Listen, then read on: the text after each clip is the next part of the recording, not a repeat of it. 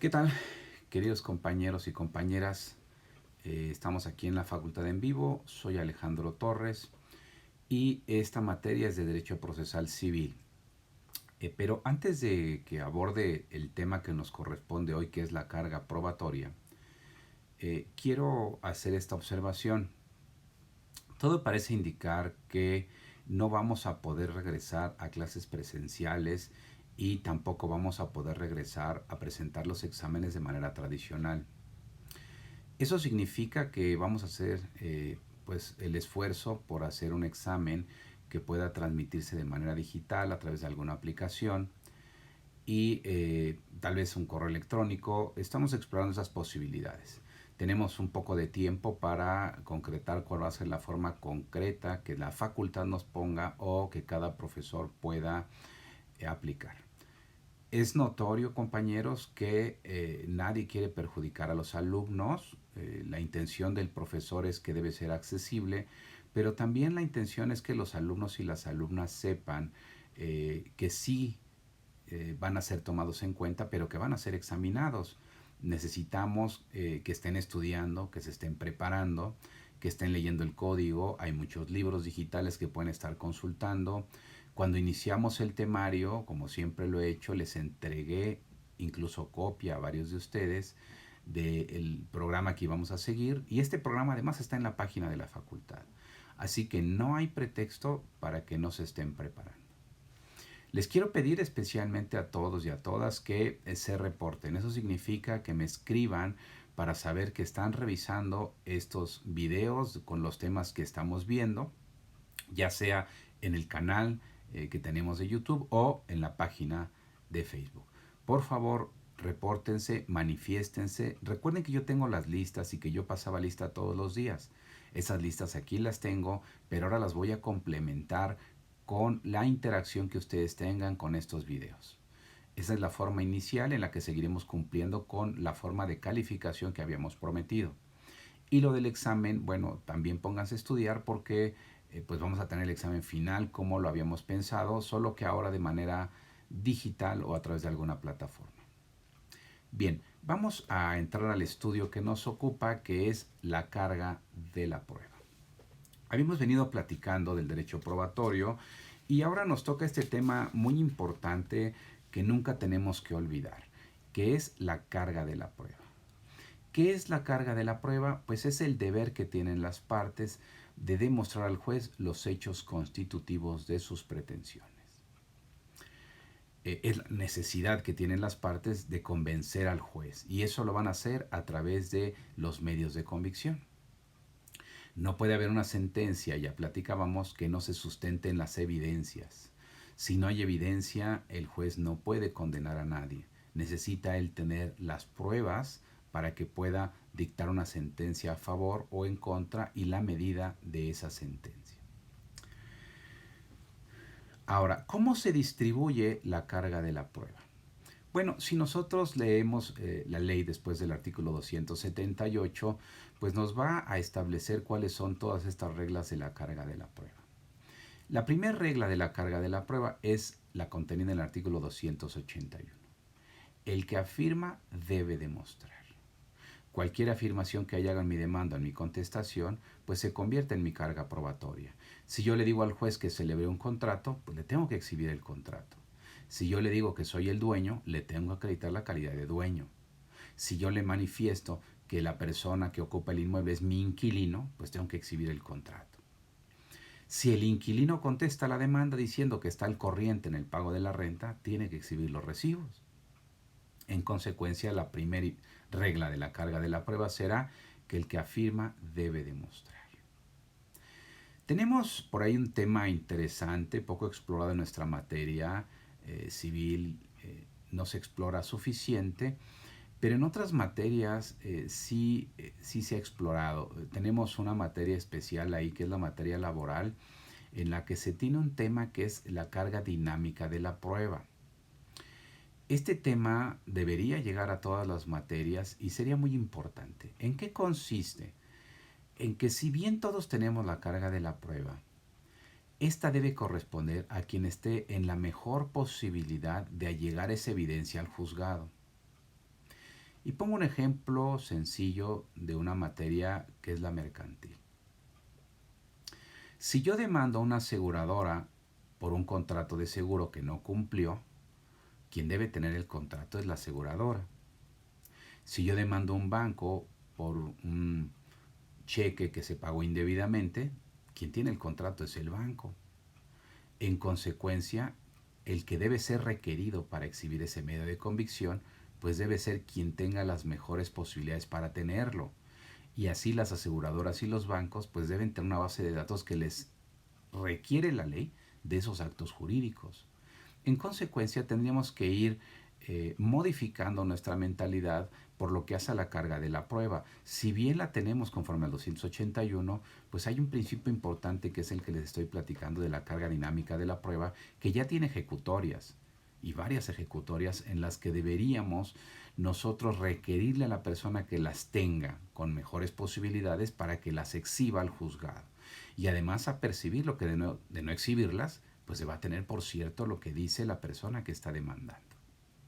O quien refiera este tema de la carga dinámica de la prueba. Bueno, esa es la regla inicial. Sin embargo, tenemos las 4 reglas del 282 que se refieren a hechos negativos. Los hechos negativos por regla no pueden ser demostrados. Sin embargo, la ley nos va a señalar que sí tengo que demostrarlos cuando desconozca la capacidad de mi contraparte, cuando desconozca la presunción que tiene a su favor, cuando la negativa sea constitutiva de mi acción. Ahora, estas negativas pues sí son mi carga de la prueba. Y también cuando mi negativa constituya la afirmación de un hecho. Vamos a mencionar algunos ejemplos.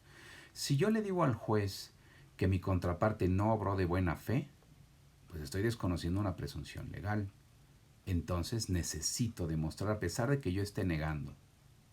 Si yo digo que mi contraparte no tiene la capacidad legal para celebrar el acto jurídico que reclama, pues yo tengo que demostrarlo. Si yo le digo al juez que fulanito no es mi hijo, pues eso es una acción. Y entonces yo necesito demostrar, al decir que no es mi hijo, yo tengo que demostrar plenamente que no lo es. Y también sucede si me reclaman el pago. Señor juez, no ha pagado. Entonces digo, no, eso no es cierto. Desde luego, si yo digo que no es cierto que no he pagado, lo que estoy afirmando es que pagué. Entonces mi negativa está envolviendo la afirmación de un hecho. Estos 4 supuestos, a pesar de que son negativas, generan que yo tenga que demostrar. Y aquí se ha hablado de la inversión de la carga de la prueba. Si yo niego un hecho, pues aparentemente invierto la carga de la prueba para que sea mi contraparte quien demuestre. Sin embargo, este tema hay que verlo con cautela. ¿Por qué? Porque al final el actor, al hacer sus afirmaciones, ya tenía la carga de la prueba. Por lo tanto, si yo niego el hecho, pues él sigue teniendo la carga de la prueba. Yo no invertí la carga de la prueba, él ya la tenía.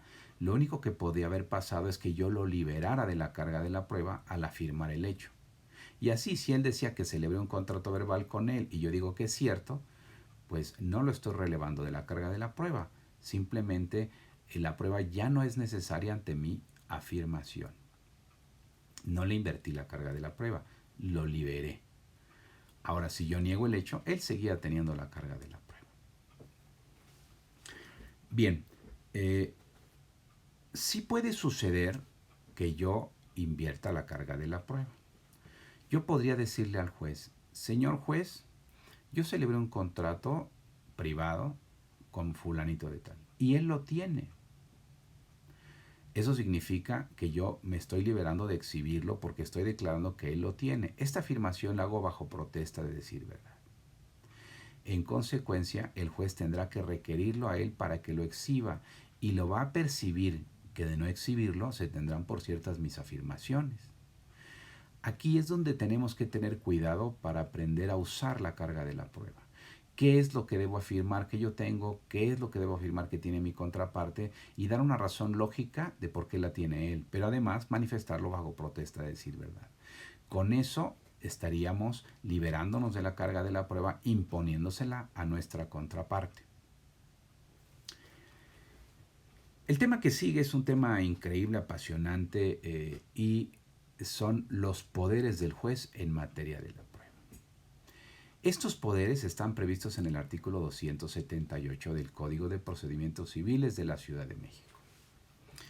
Y para resumirlo, pues podríamos decir que son ilimitados únicamente con las restricciones de que se refieran a hechos de la litis y que no estén prohibidos por la ley. Sí, el juez puede ordenar cualquier diligencia, cualquier ampliación de diligencia probatoria para conocer la verdad sobre los hechos de la litis. Desafortunadamente, esta disposición solo la aplican los jueces en materia familiar. En materia familiar, la mayoría de los juzgadores están comprometidos con su trabajo y ordenan pruebas de cualquier naturaleza y la ampliación de pruebas. Entonces, salen a preguntar a los testigos, les preguntan a las partes, etcétera, etcétera. Es decir, el juez puede hacer lo que sea en carga de la prueba, en materia probatoria, y eso no genera una violación al proceso.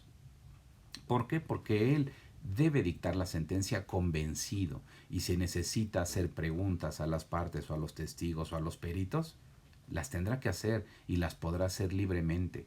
Insisto, únicamente estarán restringidas a que se refieran a los hechos de la litis. No puede preguntar cosas personales que no se refieran a la litis.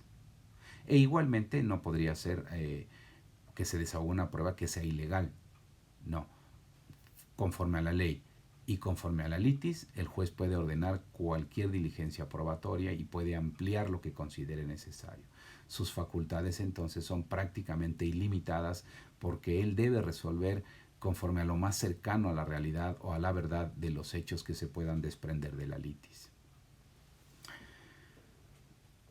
Ese mismo tema nos permite señalar que el juez debe estar presente en el desahogo de las pruebas. Precisamente esa inmediatez que él debe tener, pues es la que nos va a generar que sepa resolver al final conforme en derecho corresponde. Esto está por ahí del artículo 298 del Código, que nos va a señalar que es el juez el que debe recibir las pruebas y que debe estar presente y dirigir los debates de la audiencia. El tema que sigue también es increíble y también nada más tristemente lo cubren los jueces en materia familiar, que son las pruebas para mejor proveer. Estas están previstas en el artículo 279 del Código. Y aquí el juez puede ordenar que se traiga cualquier prueba que él considere prudente. Les decía que en la materia familiar es en la que esto se cumple usualmente. Y así, siempre que hay un juicio de guarda y custodia, de régimen de visitas, e incluso en materia de alimentos, los jueces de oficio mandan a hacer estudios de trabajo social, de oficio mandan a hacer estudios psicológicos a las partes y a los hijos de las partes, y también giran oficios que ellos consideran necesarios para instituciones públicas o privadas para tener información. Esto es muy importante. ¿Por qué? Porque en la materia familiar, especialmente habiendo infantes en un proceso, pues el juez no debe ser formalista y no debe dejar que por descuido de alguno de los abogados en los juicios, pues un menor conviva con una persona que le es dañina, o al revés, que la persona dañina se quede al menor y la persona que puede ser un mejor padre, pues solo conviva con él cada 15 días. Entonces el juez, para mejor proveer, ordena este tipo de pruebas y lo hace de manera recurrente. Desafortunadamente esto no sucede así en las materias civil y mercantil. Ahí los jueces no lo aplican. Y todo es por un error a lo mejor del legislador en la redacción de esta disposición. ¿Por qué? Bueno, porque la disposición dice que los jueces pueden. Y al decir pueden, pues es una facultad. Y eso genera que el juez diga, bueno, pues es que yo no quiero ejercer esa facultad y entonces no ordeno pruebas para mejor proveer. Lo interesante de las pruebas para mejor proveer es que señala la disposición que el juez puede en todo momento. Y esto yo lo he visto en algunas resoluciones, especialmente en el interior de la República. pongo el ejemplo. Imaginemos que el expediente está pasado a sentencia y se publica, pero se publica un auto en el que el juez dice que falta alguna prueba que él considere importante para decidir. Y como le dice en todo momento, pues ese es un momento. Y como el juez no ha dictado sentencia, puede ordenar traer pruebas, puede ordenar que se reponga una prueba testimonial porque faltaron preguntas importantes al testigo. A lo mejor faltó una prueba pericial, a lo mejor el juez quiere hacer una inspección.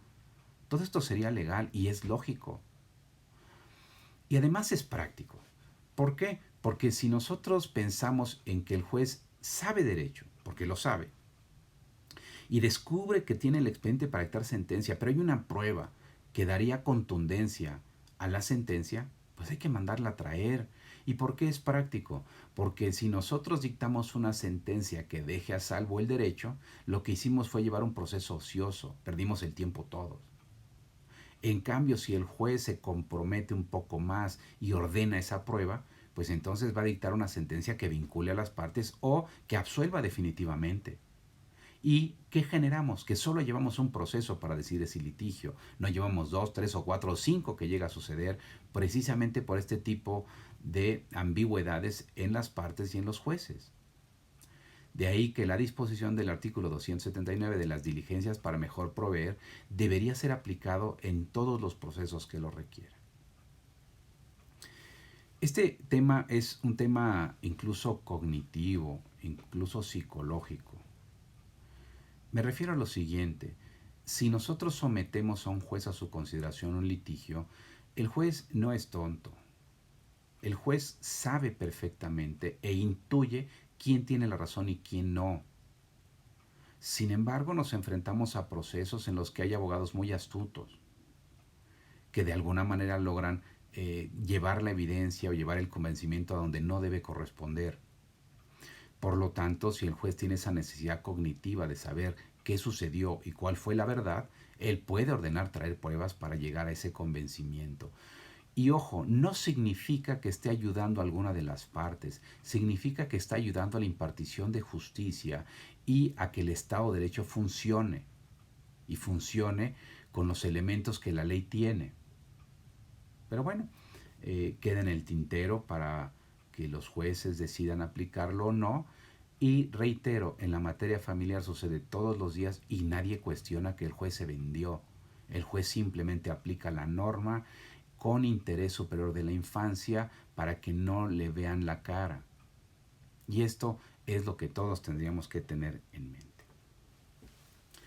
Bien, ahora nos pide el temario que revisemos la valoración de las pruebas. Y aquí tenemos pues algunos sistemas de valoración de la prueba que han existido durante el tiempo y que todavía pues nos han venido siguiendo. Tenemos un sistema de valoración de la prueba tasado. Este sistema afortunadamente ha sido superado. Anteriormente la legislación procesal civil y todavía un poco la mercantil nos señalan cuándo una prueba tiene valor probatorio. Pero esto no es lógico y no corresponde por lo siguiente. Quien va a decidir el proceso y quien debe quedar convencido es el juez. Por lo tanto, no es el legislador el que debe quedar convencido, no es el legislador el que le debe dar valor a las pruebas, no, es el juzgador. El legislador lo único que tiene que hacer es señalar las reglas generales de la valoración de la prueba, pero las reglas generales no puede limitar al juzgador a una valoración. Entonces, ese valor tasado de la prueba, pues es un sistema que ya prácticamente solo subsiste para la prueba documental pública, porque la prueba documental pública por regla tendrá valor probatorio pleno. Pero ojo, es por regla, porque si la prueba se impugna y se demuestra la impugnación, pues no tendrá valor. Si la prueba se objeta y se demuestra con argumentos que no tiene por qué convencer porque no es idónea, porque no es suficiente para demostrar lo que se pretende, pues de esa misma manera el juez, a pesar de ser una documental pública, pues no quedaría convencido con ella de los hechos de la litis. Así que el sistema que seguimos, bueno, tendríamos otro sistema. Ese fue el tasado. Tendríamos también el de libre albedrío, es decir, que el juez puede decir lo que quiera de las pruebas y esto nos podría llevar a una sentencia pues que sea arbitraria, que sea inquisitoria. No podemos dejar abiertamente al juez a que les dé el valor probatorio. ¿Y qué es lo que hace entonces nuestra legislación? Nuestra legislación en el artículo 402 del Código de Procedimientos Civiles nos da una regla muy general, que es muy importante, y dice que el juez debe resolver conforme a la lógica y a la experiencia, fundando y motivando. Y entonces él, adminiculando las pruebas, va a quedar convencido. Es decir, el juez tiene que hacer una concatenación de todas las pruebas para decir hacia dónde lo llevó el convencimiento. Claro, el artículo siguiente, 403, va a decir que queda exceptuado del libre albedrío las documentales públicas porque éstas van a conservar su valor probatorio. Claro, no lo van a conservar si se demuestra la impugnación y tampoco lo van a tener si se objetan. ¿Por qué? Porque, insisto, si el documento no es idóneo para demostrar lo que se pretende, pues entonces el juez no tendría por qué darle valor probatorio. Voy a poner un ejemplo absurdo. Alguien está reclamando alimentos y la otra parte dice, no, yo te exhibo que sí estoy pagando mi tarjeta, y que sí estoy pagando la hipoteca al Infonavit. Es una institución pública, en consecuencia, el estado de cuenta que demanda de que voy al corriente demuestra que pago alimentos. Cuidado, si el inmueble en donde habita la familia es ese del Infonavit, pues parcialmente estaría demostrando que está dando habitación. Pero si el inmueble que está pagando el Infonavit no es donde vive la familia, sus hijos, que son los acreedores alimentarios, entonces la prueba no es idónea. Y a pesar de que él demuestre que tiene un inmueble que está pagando y que paga puntualmente, eso no tiene nada que ver para demostrar que está pagando alimentos. Entonces la objeción sería un elemento suficiente para que el juez no valore ese documento público, porque no es idóneo para demostrar los alimentos. En consecuencia, nosotros tenemos un sistema mixto de valoración de la prueba que consiste en que el juez tiene albedrío para cualquier medio de convicción, con excepción de la documental pública, pero con la limitante de la lógica y la experiencia. No puede hacer una valoración arbitraria ni caprichosa de los medios de convicción. Y en todo caso deberá fundar y motivar por qué su valoración y por qué su convencimiento. Como vemos, tenemos un sistema que parece muy lógico y muy completo. Bien, el siguiente punto del temario es la aplicación de la jurisprudencia. Tenemos que recordar que la jurisprudencia es de aplicación obligatoria en toda la República para todos los tribunales y juzgados de ella. En consecuencia, si del tema que nos ocupa hay jurisprudencia, pues tendría que aplicarlo el juzgador. Ahora, sí es un tema interesante que lo hayan puesto en el tema que nos ocupa, porque el tema que nos ocupa es carga probatoria. Y bueno, es incorrecto que esté aquí la jurisprudencia, porque la jurisprudencia, queridos compañeros, es ley. Y al ser ley, pues no tiene que ser demostrada, ¿verdad? Todos sabemos que la ley no se demuestra, el juez debe conocerla. Entonces, mi sugerencia, y siempre la he hecho así, mi sugerencia es que si del tema que nos ocupa hay jurisprudencia, no lo pongan en la demanda, mucho menos en las pruebas, por favor. No, el momento correcto para la jurisprudencia deberían ser los alegatos, por un tema técnico y por un tema práctico, de estrategia. Si yo en la demanda pongo la jurisprudencia, mi contraparte se va a poner a estudiar y va a encontrar una jurisprudencia que contravenga lo que yo digo. Y si no hay jurisprudencia, tal vez busquen tratados internacionales. Entonces, no tiene caso que yo le abra los ojos. Si lo pongo en las pruebas, por favor, no es un medio de convicción. Es un error gravísimo. Y lo he visto, ¿eh? He visto escritos de ofrecimiento de prueba donde ponen la documental pública cuando estén en la jurisprudencia X. Y bueno, queridos compañeros, ese es un gravísimo error. No, no es una prueba. La jurisprudencia no es un medio de convicción. La jurisprudencia es ley y punto. Se acata. Bien. Y entonces, cuando estoy formulando mis alegatos, pues ya no hay forma de que mi contraparte traiga evidencia que quiera destruir la argumentación. Entonces, ese es el momento correcto. Yo pongo jurisprudencia en los alegatos y si por alguna razón la sentencia me es desfavorable, pongo jurisprudencia en mis agravios para convencer al tribunal revisor de que no se aplicó la ley vigente para mi caso concreto. Y por último, en el tema de la carga probatoria, en el temario está el control difuso de convencional y de constitucionalidad. La verdad es que a veces uno no entiende que algunos temas estén ahí.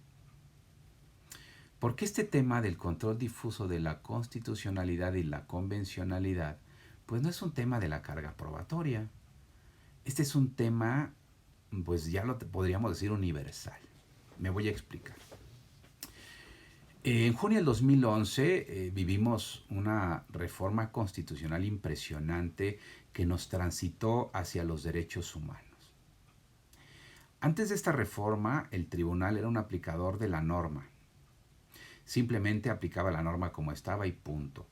Sin embargo, a partir de esta reforma de junio de 2011, pues ya el juzgador tiene la posibilidad de hacer un control constitucional e incluso de impartir justicia, ya no legalidad como lo venía haciendo. Y la directriz de la Constitución en el artículo primero, en su párrafo primero, pues nos dice que todas las autoridades en el ámbito de sus aplicaciones deben proteger los derechos humanos de la Constitución y de los tratados, así como de las garantías constitucionales. Y entonces se abrió un abanico impresionante, interesante y próspero del derecho. Nos llevó muchos años, estamos en 2020 y hay jueces que no lo han entendido, magistrados que no lo han entendido. Pero tenemos muchos que sí lo entendieron.